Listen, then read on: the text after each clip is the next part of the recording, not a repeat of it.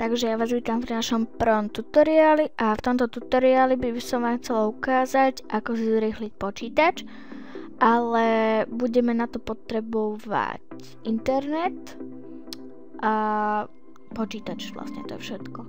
Ako prvé vám ukážem také obyčajné vlastne riešenie, že si to môžete spraviť rovno v počítači, takže ideme, klikneme na počítač, dáme vlastnosti.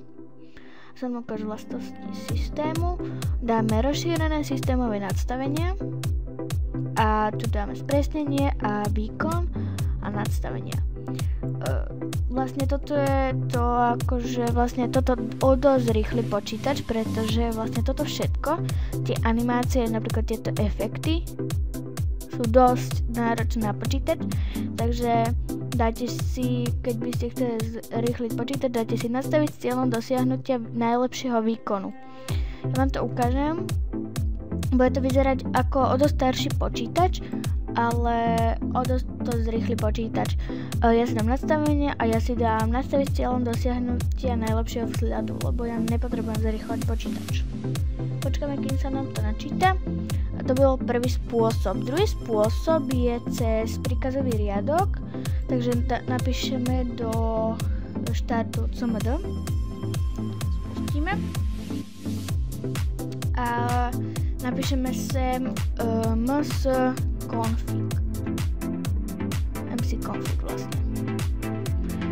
Za chvíľu sa nám objaví takáto presne tabulka, možno to niekto bude mať v inom jazyku, ale to vôbec nevadí, dáte startup alebo aj po spustení, niečo také. A tu sa vám ukáže, čo sa vám spúšťa po spustení. Mne sa spúšťa málo vecí, kto má dosť zavierovaný počítač tými vecmi, tak tu má dosť vecí. Mne sa spúšťalo všetko. Ja som si odklikla, že chcem, aby sa mi spúšťalo tie Windowsové veci, tie najhlavnejšie, a čo nepotrebujem, tak som si odškrkla a dala som použiť OK. A potom sa vás to bude pýtať, či chcete reštartovať komp, dajte, že reštartovať a nech to dobre funguje. To by boli dva spôsoby, ako zrýchliť počítač úplne jednoducho, a ďalší spôsob je už na internete. Je to cez program AVG. Je to podľa mňa najlepší program na zrýchľovanie počítača.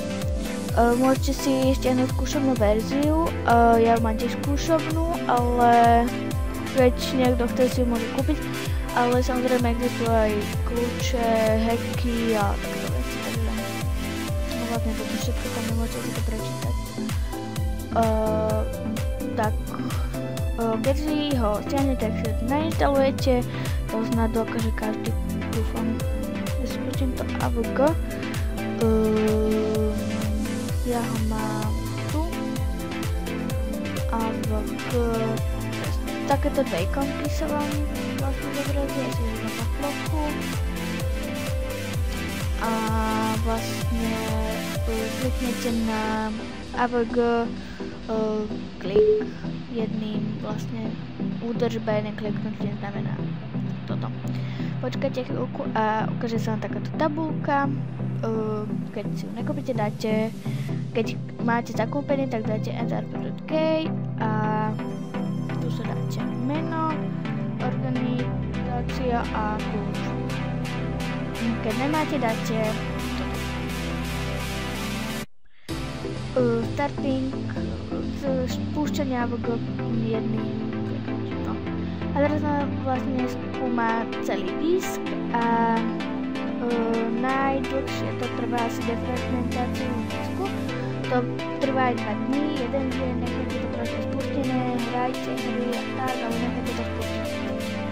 A objaví sa mi ešte jedna ikonka, takéto niečo, teda vyspustím. A ukážeme si to trochu tu. No a vlastne ja už mám všetko. Kliknete si zo skenov, to je vlastne to, čo robím teraz. Toto je rýchlosť, to nie je problém. Tu keď by ste mali oranžovým alebo červeným, dáte detaily a dáte vyriešiť vlastne. Áno, a to je to. Tuto máte PC módy, možno to máte aj v inom jazyku, len trial tuším sú len v angličtine, myslím, celé neviem.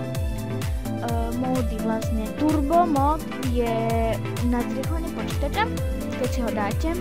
No, myslím, to asi teraz ladne, dobré.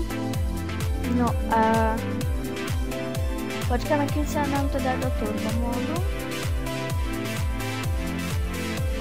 Vlastne to je, turbo mod je na zrýchlenie, ale bude to vyzerať ako dosť starší počítač, presne tak.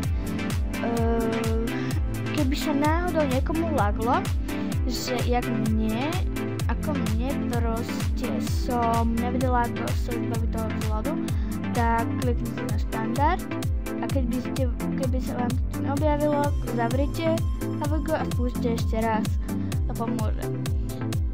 Tuto môžeme vidieť už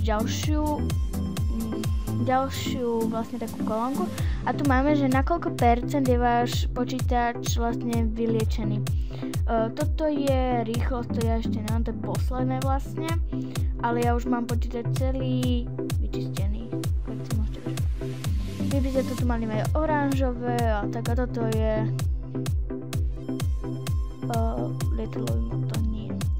Dobre, optimalizácia. Vlastne toto je to vlastne, keď si dáte akože štart, ovládací panel, tak tuto máte, že odinštalovať programy a môžete si žnúť, aké programy tu máte nainštalované.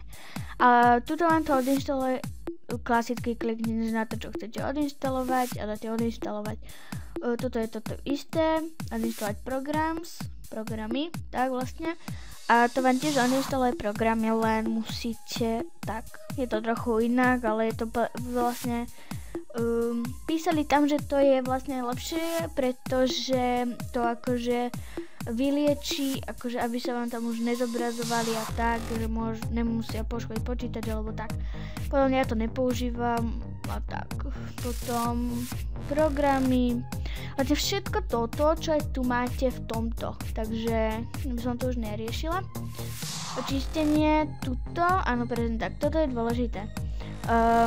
Tuto máte napríklad remove, no, dáte open, vám to čekne register a vyrieši program, vám to takto rieši. Ale vy to nemusíte dať open, vlastne vám to rieši normálne.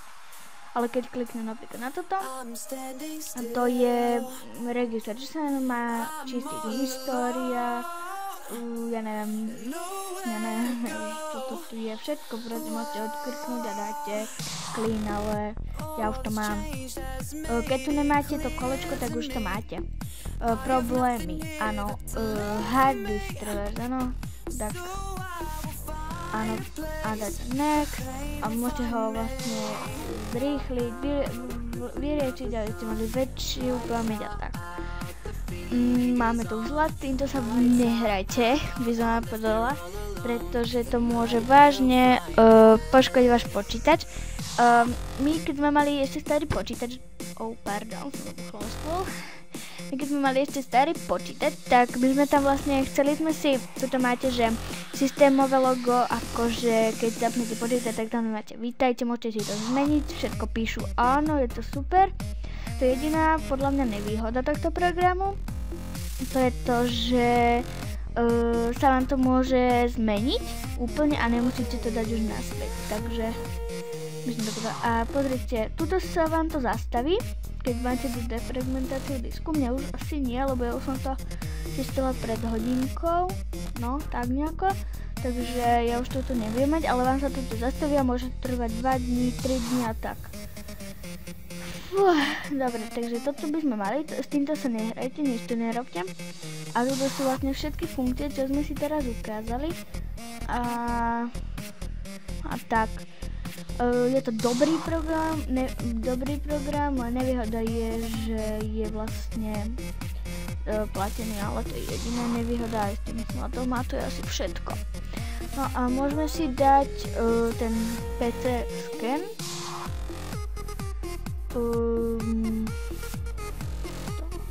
Neviem, čo to znamená.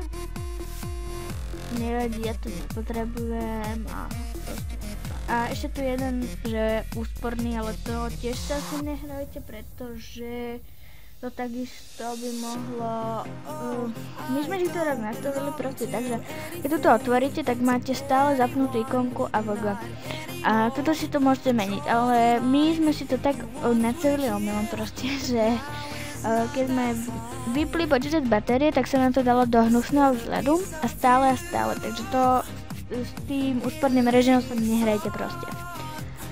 Dobre, a tu bolo asi pre tento diel všetko, to sú naše rady, moje rady vlastne, toto môžete kľudne nechať zapnuté, nech sa vám to čistí.